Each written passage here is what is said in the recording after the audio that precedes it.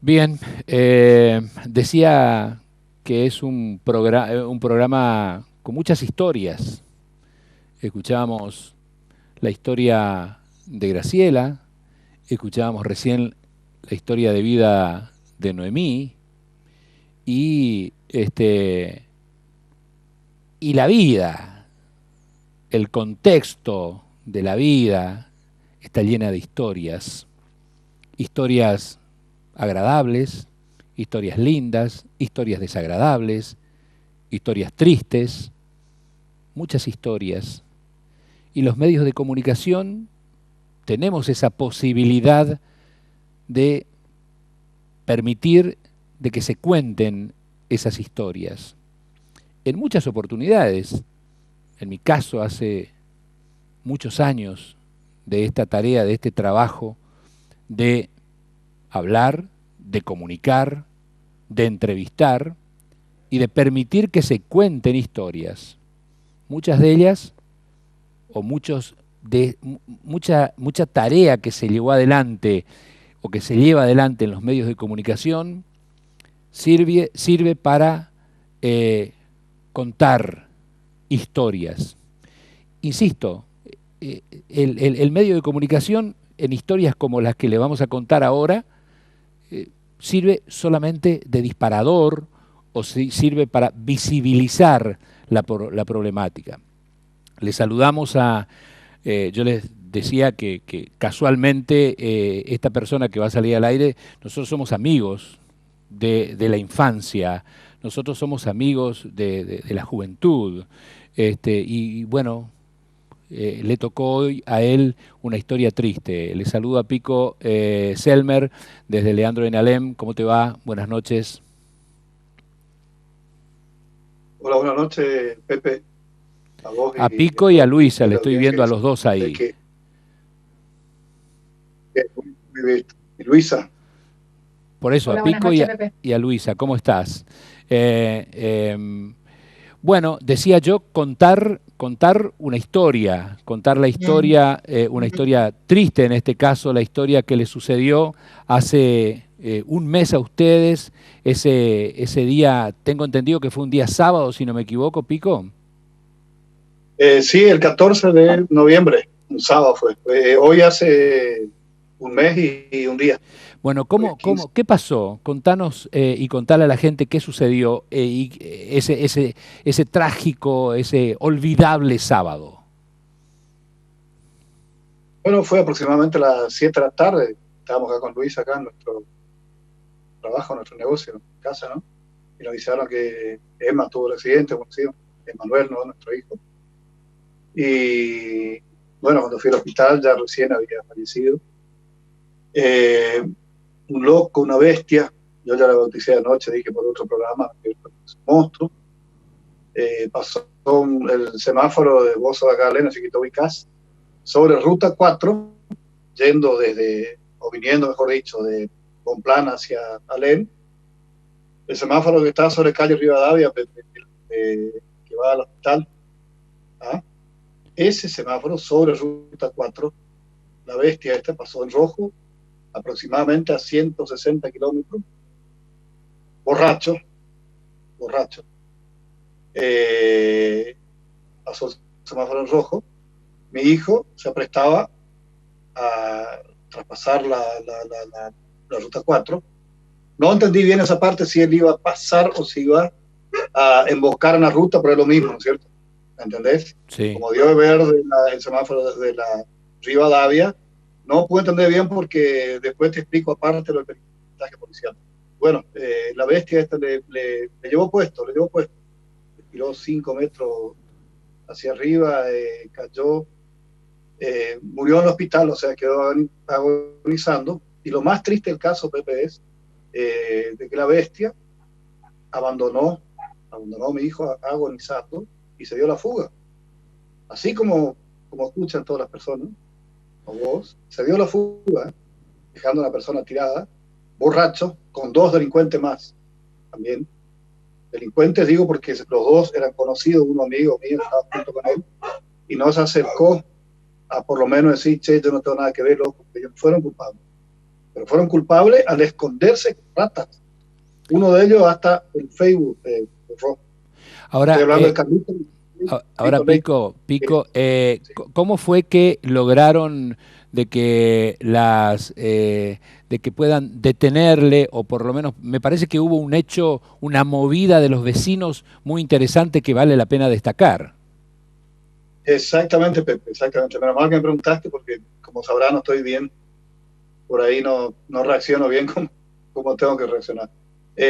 Gracias al accionar del nombre, CD1 de Carlitos Mal, taller de esmalte, ¿te acordás? Eso de acá, ¿te acordarás? Sí. El hijo de Don Mal. Bueno, gracias a él y a dos muchachos, no me quiero olvidar el muchacho de una imprenta acá, Chesque, el apellido. Casualmente hace un rato teníamos un acto en el colegio y le vimos a los muchachos. Gracias al accionar del muchacho Chesque Esmal, que puso la camioneta, y otro muchacho que se me fue el apellido ahora, no importa. Esos tres muchachos arriesgaron la vida persiguiéndole a la bestia, una Ámaro, ¿no es cierto? Le alcanzaron a la salida de la... ya embocando Ruta 14, yendo al barrio Virgen, yendo a Cerro Azul, embocando ya Ruta 14 para darse la fuga. ¿Qué deben hacer? Bueno, se iba a esconder, como buen delincuente que es, se iba a esconder, iba a aparecer capaz los 3, 4 días, iban a arreglar el auto, bueno, tú no fuiste, no estaba, no sé qué me está hablando, como ya ocurrieron miles y miles de casos en Argentina y en el mundo, ¿no es cierto? Sí.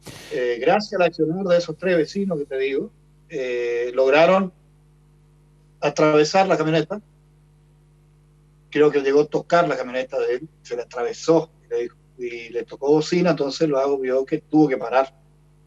Paró y entonces, bueno, hablaron, dijo, bueno, vos te das vuelta, yo te voy a escoltar y que no ve el lugar y ya llamé a la policía, todo. Bueno, la policía vino después, cuando ya estaba, ya el tipo ya estaba no entregado porque se bajó de la camioneta porque vio que ya no tenía más salida. Ahí volvió a media cuadra del lugar del accidente, se bajaron los dos ratones que estaban junto con él, dos conocidos míos, Pepe. De uno te acordarás, Carito Leite, que jugaba al fútbol para la picada, tengo fotos de acá. Ajá. Te acordarás, seguramente vos Sí, sí, tuviste una sí. picada. Y Carlito huyeron, Leite. huyeron también, se fueron del lugar. Se fueron del lugar. No le estoy culpando del accidente, ojo, no quiero comprometerme. Sí, hay una especie de complicidad, digamos. Exactamente, son cómplices, porque podrían haberle dicho, pará, loco, nosotros nos bajamos acá y vemos qué pasó. Sí. Lo que haría cualquier persona normal haría eso, pero ellos no hicieron eso. Ellos optaron por escaparse junto con el delincuente. Entonces ellos son delincuentes igual que él. Luisa, ¿cómo está la causa? Luisa, ¿cómo está la causa judicial en este la causa, el juicio, cómo está en este momento, Luisa? Mira, no quiero hablar cosas que por ahí la emoción me va a traicionar, porque como mamá me siento impotente, me siento con mucha bronca, me siento... Sí, es entendible, es entendible, es entendible. Pero digamos, ¿cómo está la causa en este momento? Y es lerda. Vos sabés que la justicia en Argentina es lerda. O sea, me hubiera gustado que actúen más rápido. El viernes nos enteramos de que este señor salió en libertad, bueno, pagó su fianza y salió en libertad, mientras que no hacía ni un mes que mi hijo estaba muerto. Queremos aclarar, Pepe, por ese tema judicial, de que lo que vemos que está un poco frenado es lo de la excarcelación, ¿no? Porque era seguro, aparte estuvo preso desde el 14, lamentablemente la ley es así, hay tipos que hacen algo parecido y quedan 1 o 2 días presos, ¿sabes? Bueno, él estuvo del 14 de noviembre hasta el 11 de diciembre. Tuvo lo máximo, yo creo que casi un mes. Guardado, casi un mes hasta que venga la sentencia. O sea, yo creo que en eso no nos podemos quejar de la justicia. Sí, por ahí lo que nos está preocupando un poco es de que ya deberían haberle citado, que tampoco, no te dije en este momento, Pepe, hay 3 testigos que vieron el accidente y están en el expediente. Lo que nos preocupa, lo único, la causa que nos preocupa es que todavía esta gente no fue citada, que ya deberían haber sido citados. Deberían haber sido citados porque están en el expediente. Y tampoco los delincuentes que iban con él que se escaparon, como Leite y Bogado. Claro que también deberían citarle, por lo menos también tienen los datos, tienen todo, tampoco fueron citados. Aparte Entonces, son los mejores, si se quiere utilizar este término, son los mejores testigos. Iban con el hombre, con esta persona, iban en el mismo vehículo.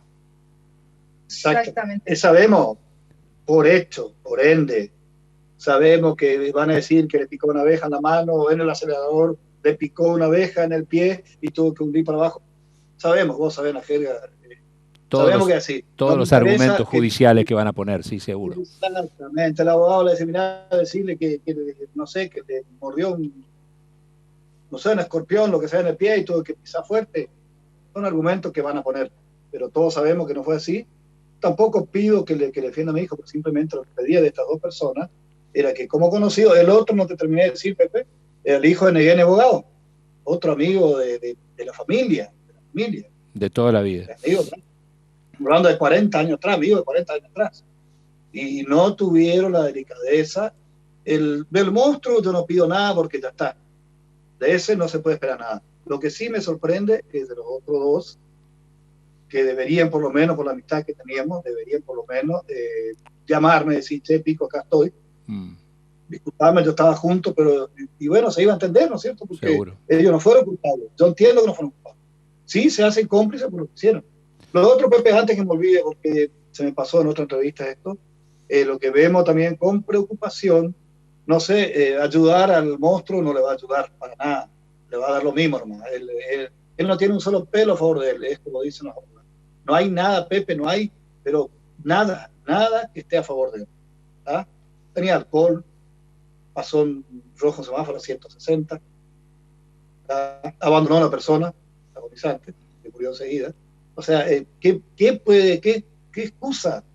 No quisiera estar en la piel del abogado de él, ¿no es cierto? ¿Qué puede decir para defenderle? A ver, no se le ocurre nada a mí, no sé, no se le ocurre nada. Tenía ganas de matar a alguien hoy, no sé, y está tirado. Es la única excusa que podría poner el abogado, no entiendo, no sé. Sí.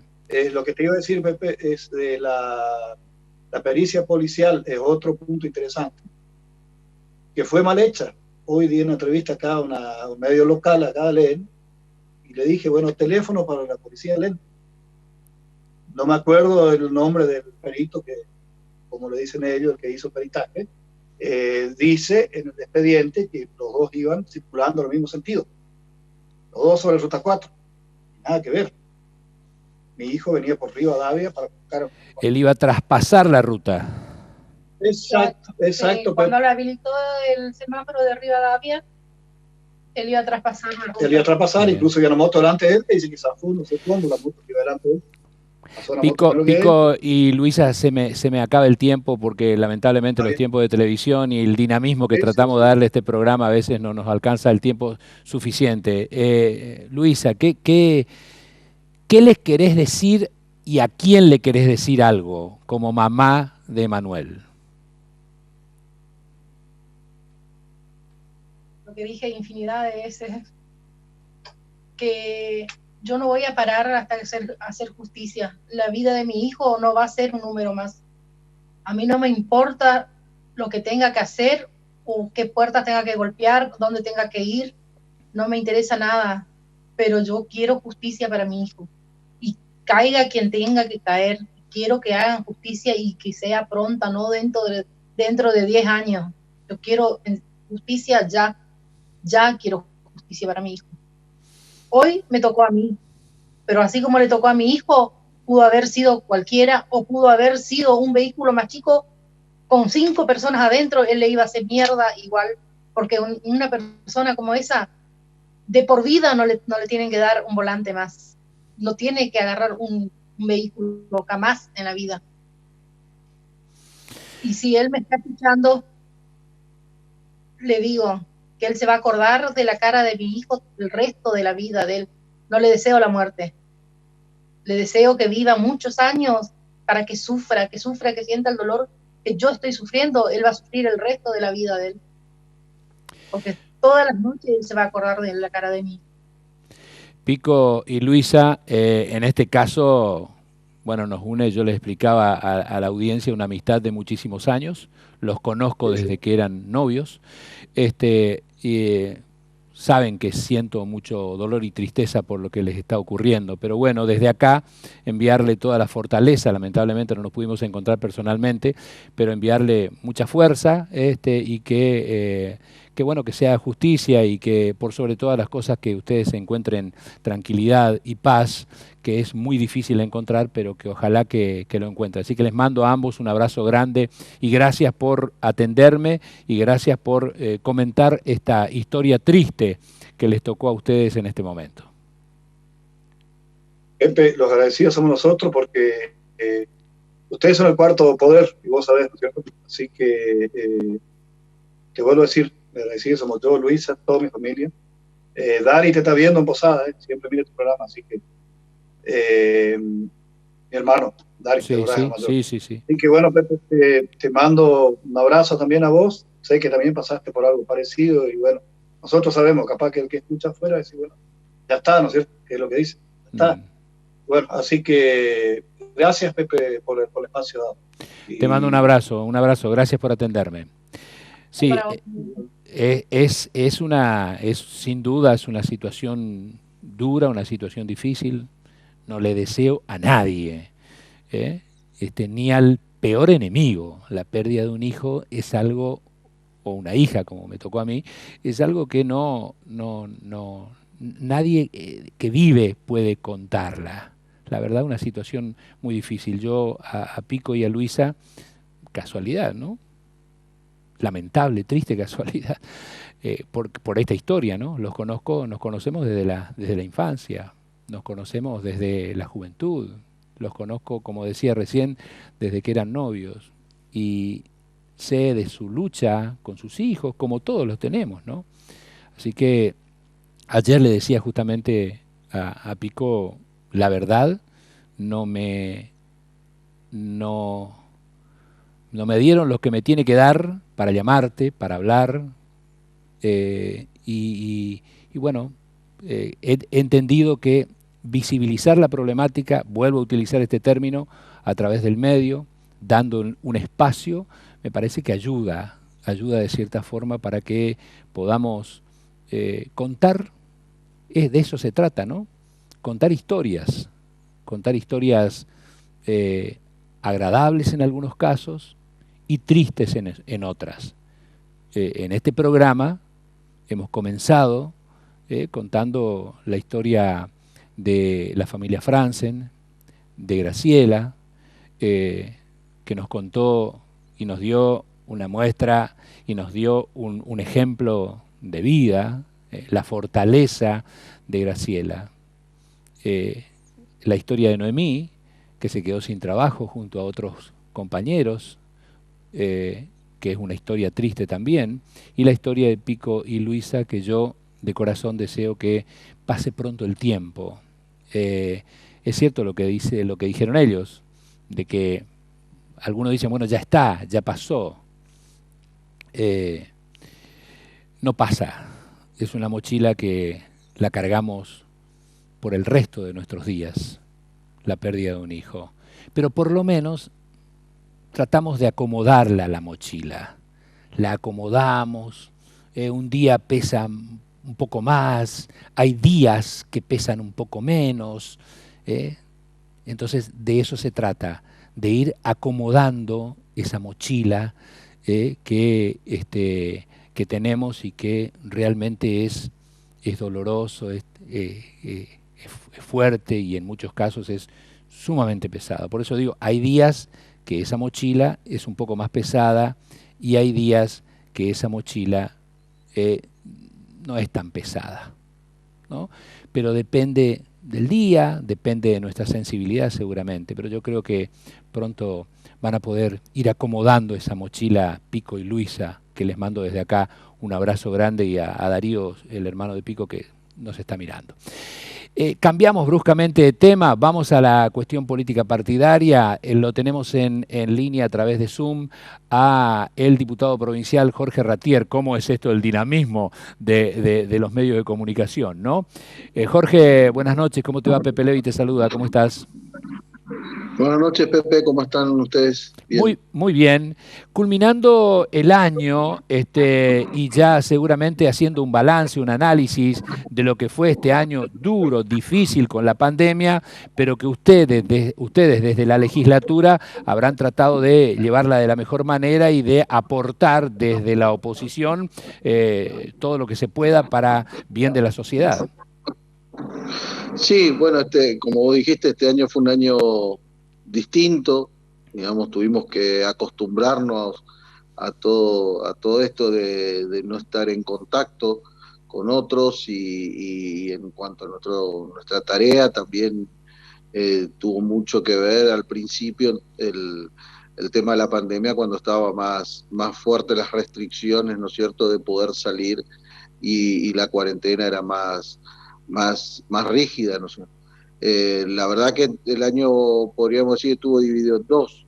Digamos, el primer semestre que la cuarentena estaba rígida, donde, bueno, nuestra tarea fue por ahí más vinculada a la pandemia y a presentar proyectos que tuvieran que ver con la misma pandemia y la situación que la cuarentena generó, digamos, sobre todo esta fuerte crisis económica que se vino dando por el fruto, ¿no es cierto?, del cierre de la fábrica, de los comercios que ocurrió en todo el país y también en nuestra provincia.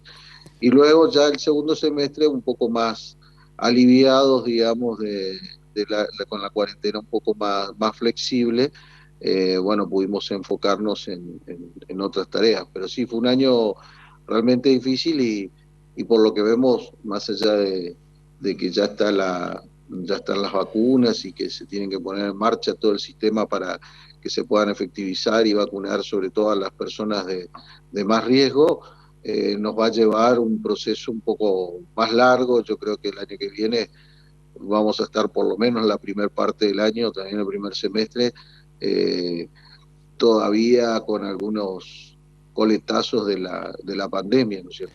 Cuando se inicia un año, y supongo que todos tenemos proyectos, los medios proyectamos determinadas tareas, y más aún desde la legislatura. Vos como diputado provincial o tenés o tuviste proyectos que quisiste llevar adelante durante este año y que se encontró con la pandemia y se encontró con sesiones virtuales y con un montón de impedimentos.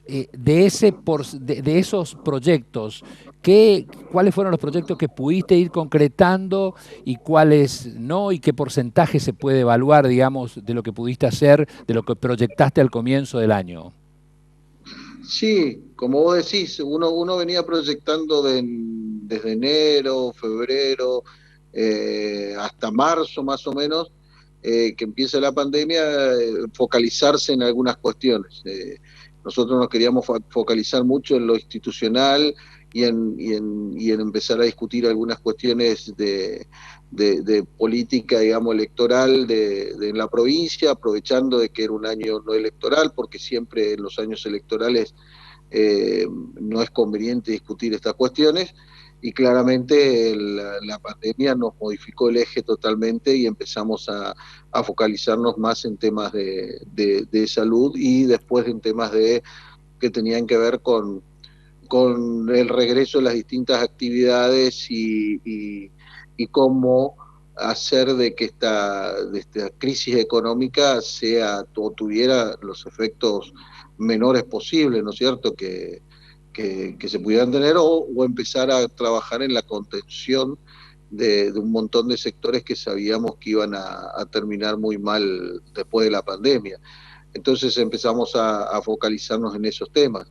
Y en la Cámara, bueno, hubo digamos, un desarrollo más importante en proyectos que tuvieran que ver con la salud. En ese caso, yo tenía un proyecto ya presentado el año pasado que tenía que ver con fomentar mucho más aquellos programas que tuvieran que ver con la prevención de una enfermedad como el cáncer de mama, que a mí me tocó familiarmente que se llevara a mi madre y a mi hermana mayor. Entonces logramos sacar esa ley antes de octubre para que ese mes los edificios públicos estuvieran vestidos de rosa y se diera mucha más difusión para que, bueno, que la gente tuviera o tomara más contacto y tuviera más prevención, porque es una enfermedad que si se la contiene a tiempo puede tener una expectativa de vida mucho más larga, ¿no es cierto? Y así nos fue pasando con muchos temas.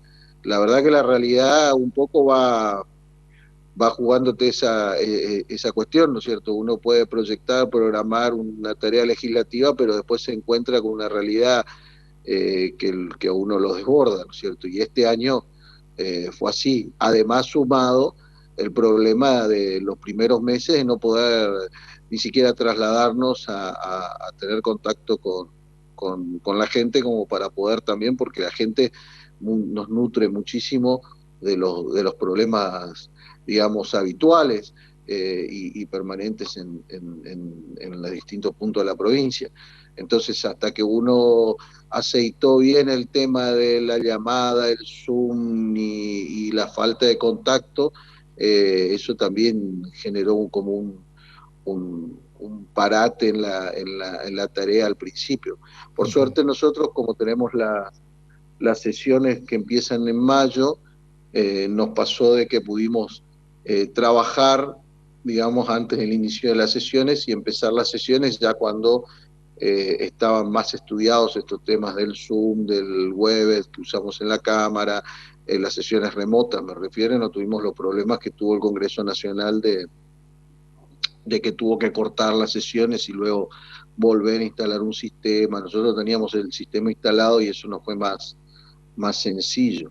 Pero sí, es un año que, bueno, además de la lamentable cantidad de fallecidos por la enfermedad, generó un desastre económico en todos los ámbitos, porque no hay un sector que se haya salvado. Las pérdidas, uno cuando ve los informes nacionales que hoy salen de las pérdidas de puestos de trabajo formales y también de los cuentapropistas, y la verdad es terrible, ¿no es cierto? Jorge,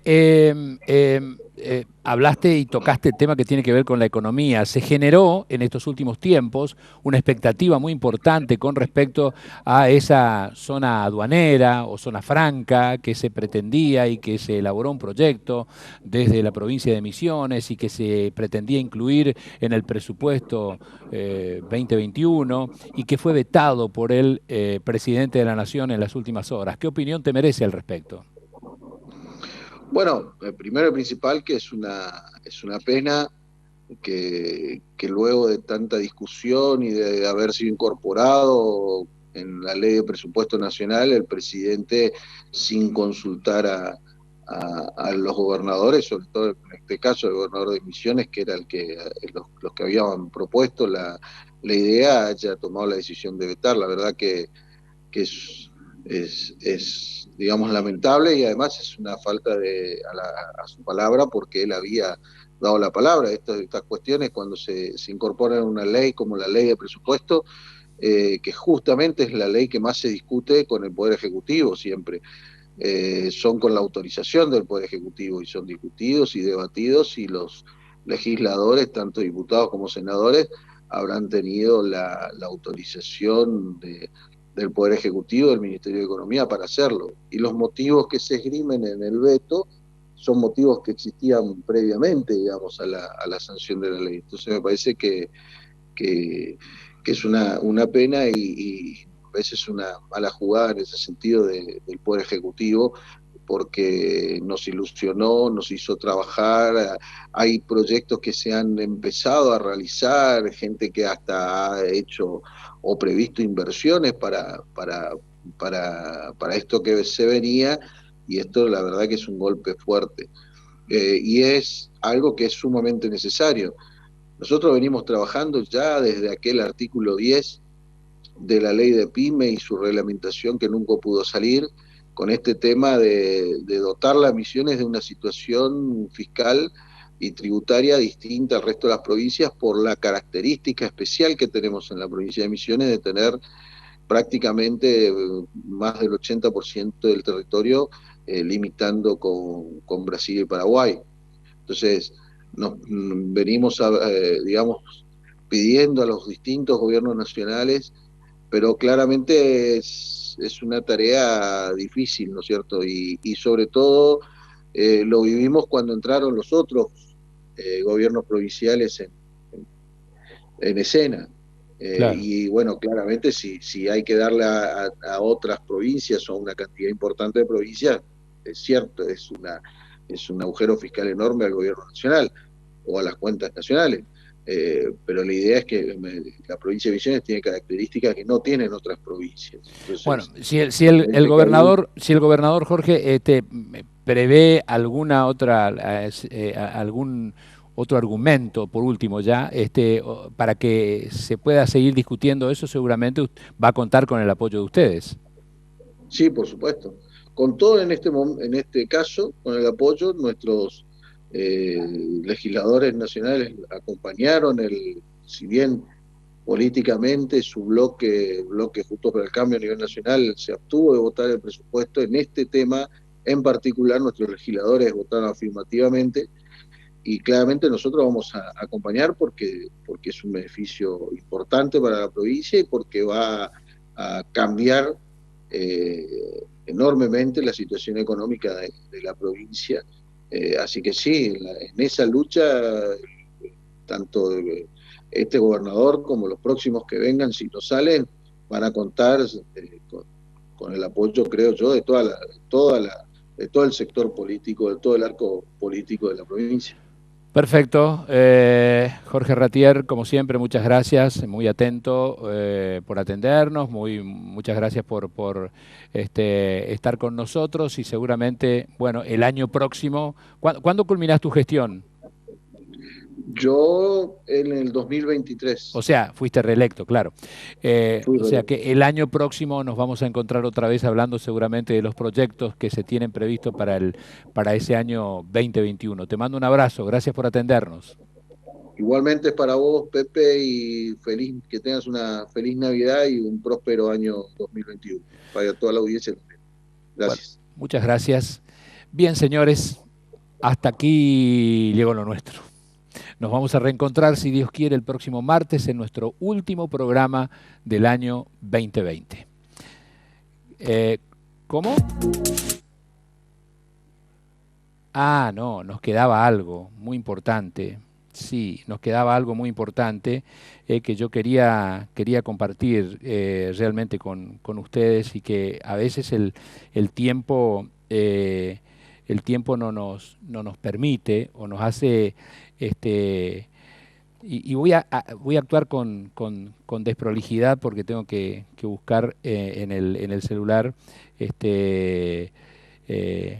algo que realmente es importante que se visibilice, ¿no? Y es respecto del fallecimiento de una persona que principalmente nosotros queremos mucho, apreciamos mucho, que lo respetamos mucho. El fallecimiento de Carlos Di Marco. Muchos de ustedes lo habrán conocido, creo que llegó a ser candidato a vicegobernador de la provincia, Carlos Di Marco en su momento. Y voy a robarle algunos minutos al director y a la audiencia para leerle algo que escribió mi compañera de trabajo hoy. Y que usted está viendo en pantalla, Carlos Di Marco, que falleció hoy en la provincia de Mendoza. Alicia escribió hoy, se fue un imprescindible, se fue Juan Carlos Di Marco, uno de esos militantes integrales que tuvimos el privilegio de conocer. Yo también tuve el privilegio de conocerlo. Con quien caminamos muchas luchas, imaginamos muchos horizontes de justicia, de hermandad, de solidaridad. Militó junto al obispo Angelelli como parte del movimiento rural diocesano, obligado a exiliarse por la dictadura cívico-militar. Participó del proceso revolucionario en Nicaragua, formó parte de la pastoral social de Puerto Iguazú junto al obispo Piña. La gente de Puerto Iguazú lo conoce sobradamente, o lo conoció sobradamente a Carlitos Di Marco, y las luchas que desde allí se gestaron y acompañaron. Juan Carlos Di Marco era un hombre de fe, creyó y militó dentro y fuera de las estructuras que en sus manos pretendían volverse siempre herramientas para la liberación, para las conquistas de derechos. Militó y acompañó cada una de las luchas que se gestaron en el norte misionero durante décadas. primero como parte de la Pastoral Social de Puerto Iguazú y después como parte del Movimiento Social de Misiones. Estuvo peleando con las comunidades campesinas por el derecho a las tierras, por el derecho a tener donde vivir, donde producir, luchó contra el hambre y buscó fórmulas y formas múltiples de organizarse junto a los sectores más empobrecidos para arrancarle víctimas a ese flagelo. Militó por la educación pública, por el salario digno de los trabajadores, entre ellos aquellos más postergados. Acompañó durante años la lucha de los taleferos, estuvo ahí poniendo el cuerpo como él sabía hacerlo. Militó por los derechos de los trabajadores desocupados, en particular las mujeres desocupadas. Luchó junto a tantos otros en defensa de nuestros bienes comunes, en contra del extractivismo, del modelo productivo que sigue hoy cobrándose vida a montones. Luchó junto a los pueblos indígenas por el reconocimiento de sus derechos ancestrales, sus territorios, sus vidas. Se animó a pensar junto a trabajadores excluidos procesos de organización y autogestión. Estuvo allí peleando junto a los obreros del ex-PCP, ex-MBM y tantos otros. Militó por la unidad con la solidaridad y entrega sin límites. Perseguido, criminalizado, hostigado, violentado, siempre su opción estuvo claro: estar cerca del pueblo y organizarse junto a él por una vida digna, una vida que merezca ser vivida. Juan Carlos fue sobre todo un hombre noble al que vamos a extrañar siempre. Gracias por el tiempo compartido, por el afecto sincero, por la generosidad de siempre. Nos quedó pendiente tu regreso a estas tierras, a estos territorios donde quedan tantas luchas, tantos sueños, tantos dolores e injusticias que reparar. Nos quedó pendiente ese reencuentro, ese abrazo bien intenso que solía recordarnos que ahí estaba un compañero. Nos quedaron pendientes tantas cosas. Gracias por la vida como ejemplo. Escribió hoy mi compañera de trabajo que lo conoció, al igual que lo conocimos tantos, los medios de comunicación, los que lo tratábamos, a Carlos Di Marco, que falleció en la provincia de Mendoza. Me decía que 5 días antes había fallecido su madre también de COVID. El recuerdo de alguien que formó parte de esta provincia y que luchó mucho por la justicia, tan difícil en estos tiempos. Nos vamos a reencontrar. Disculpen la desprolijidad. Al término ya y en mi despedida se recordó Alicia de que debíamos homenajearlo, y creo que justamente a Carlitos Di Marco. Nos reencontramos el próximo martes con nuestro último programa de este año 2020. Hasta